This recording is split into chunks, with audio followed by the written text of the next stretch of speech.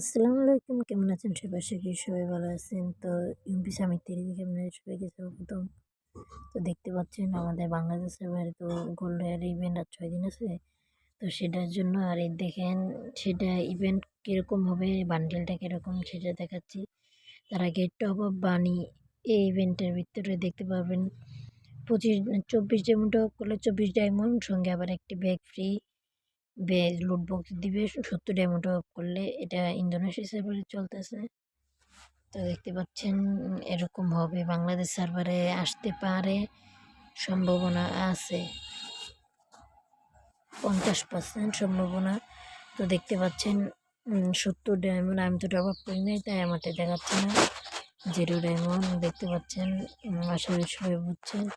এখন দেখেন গোল্ডের বান্ডিল যেগুলো বাংলাদেশ সার্ভারে আসতে পারে গোল্ডের ইভেন্টে।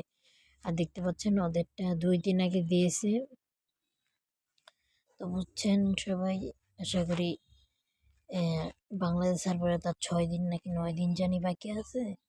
তার জন্য ইভেন্ট তো চলে যাবে, এটা 50% সম্ভাবনা আছে আসার। তারপর আরও 2টা আছে।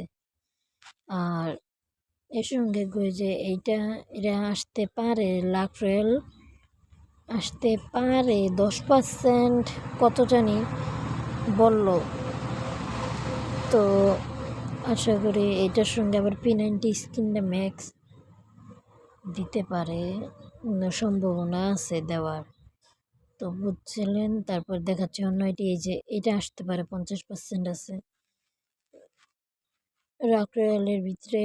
ওই যে গোল্ডেন এর ভিতরে এরকম হবে। তো দেখতে পাচ্ছেন এখন লাক রয়্যালে আরেকটা মেয়ে বান্ডিল এটাও আসতে পারে, বা ছেলে 2টার থেকে একটা আসবে আর মেয়ে বান্ডিল এই 2টার থেকে একটা আসবেই। তো বুঝলেন। তো বাই বাই, টাটা।